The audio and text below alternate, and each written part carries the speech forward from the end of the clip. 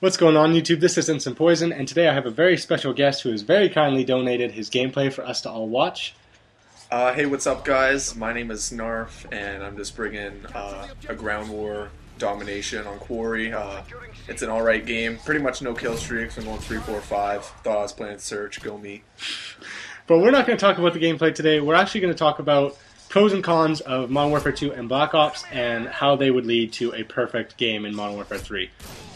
So you want to start us off with some pros? Yeah, for the first pro, we're going to start with Modern Warfare 2, as it was the first one that came out, as opposed to the others. And the big thing that I like, or one of the things, was that the kill streaks build on themselves. So Predator missile, you get it, you got your Harriers, so on. It's just the fact that they build onto each other. It makes it easier to get kill streaks, more of a fast-paced game. Another really important thing that Modern Warfare did was the assault rifles were really evenly powered. I thought that in Black Ops, they might not have been there wasn't much variety. It was pretty much the FAMAS, the Commando, maybe the G11 was thrown in there, but other than that, nobody really mixed it up. Also, in Black Ops, they didn't have the shotguns as a secondary; they had them as a primary, and that's something I thought was a really big pro in Modern Warfare 2, just because it made it. I'm not even sure. It was just a really, really handy thing to have, and I think they should bring it back. Especially because Modern Warfare 2, they really, if you're going to have a secondary, if it wasn't a shotgun, it was going to be a machine pistol, and Black Ops, they even took that out, so all you really had were these crappy handguns that were useless. Yeah, and just in general, there was higher bullet damage in Modern Warfare 2, and I think that's something that's really key to having a high-paced game. Although the Claymores really did slow something down, and that was probably the first con. Fuck, I don't know what we're talking about. Another con that would be a big thing would be death streaks. Things like Painkiller and even if they were going to keep Painkiller, at least make it only twice the damage, or twice the health. Sorry. Right now it's 3, and I think that's too much. I don't think people should be rewarded for being bad. Yeah, that's ridiculous. It's absolutely ridiculous. And for Final Stand, something that really bothered me was just the fact in general that in Last Stand, a big tip I would say is to kill them, just throw a stun grenade. But if they're in Final Stand, it won't kill them, and it'll generally throw me off big time. Okay, obviously it goes without saying, noob tubing, that should be gone completely. And then one of the last things would probably be panic knifing, I'd say. I think knifing in Modern Warfare 2 and Black Ops for that matter, but especially in this game, is just, it's way too strong. The auto aim it has and the ability to just knife people like no tomorrow and run around being almost the primary source of kills, I think that's a little bit cheap. Especially when you're using, if you're on the tactical layout, you're at a major disadvantage for knifing. But we should move on to Black Ops. Okay, so our pros for Black Ops, I don't know about anybody else, but I know I really like Sleight of Hand and Scavenger being in different perk slots, because they're probably my favorite 2 perks to use. Another big thing would be Claymore is not respawning when you have Scavenger. Yeah. I don't know about you, Snarf, but I don't like having people being able to pick up Claymores. I think it slows down the game too much, keeps people camping. Yeah, and especially with the guns being so much weaker in Black Ops as well. Another point would be the high point rewards for the objectives.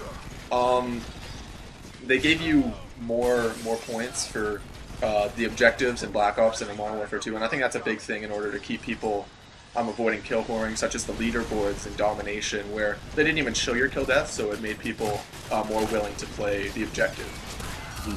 One of the great things that Black Ops did was when you put a person into Last Stand, even if your teammate got the kill from you, they just got an assist and you actually got the points for the kill and towards your kill streak, and I thought that was a really good idea, so people aren't stealing your kills all the time. As well as the other person getting the assist.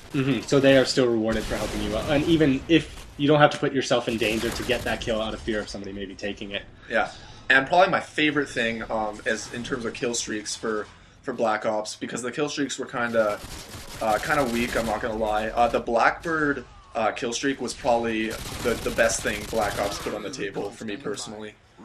I definitely like to see it in Modern Warfare 3. One of the huge things that I personally am not a huge fan of, but I know the rest of the world is. It would be zombies, and I know there's a lot of legal, issues, so they can't put it in, and Treyarch has the rights to it and all that. So hopefully their survival mode is equally as awesome, because I know people absolutely love that playlist. And I also didn't like zombies, but I just got into it recently, and it's great. Another thing that I liked personally for Black Ops was the COD points and the contracts, because I never found myself wanting to prestige in Modern Warfare 2 because it was so hard to get back to the top. Whereas with the COD points and the contracts in Black Ops, I found it a lot easier to prestige and then get back to where you were. Maybe even lower levels in Black Ops. Like Black Ops, you only had to be a 50, and I think that's a lot. It's a lot quicker than a 70. So I feel like if I prestige, it's not maybe the end of the world. So moving on to cons of Black Ops, one of the things that I really wasn't happy about was no high kill streak rewards. And by that, I kind of mean, Modern Warfare has the nuke, which is just a slap in the face to anybody, or Beautiful. Yeah, or higher kill streaks like the chopper gunner and things like that, which obviously Black Ops has, but I find they're just not as rewarding as they were in Modern Warfare 2. Oh, I absolutely agree, and a big part of that is because of the Ghost perk in Black Ops. It being in the first perk slot, everyone seemed to use it. I don't think it was so much better than everything else, but it was just way too good, and I found a lot of people used it as opposed to in Modern Warfare 2 where there was stopping power, so no one really used Cold-Blooded. And it made it really difficult for any kill streaks to be successful with everybody running around with that perk. Something that I would like to see probably not show up again in Modern Warfare 3 would be the SAM turret. It's not really a very common kill streak, I would say, but if used properly, it could probably do a lot of damage. It's extremely helpful if you have a teammate that's actually using it, and that also goes on to why the kill streaks are so weak in Black Ops, because it's so easy to take them down if someone is using the SAM turret.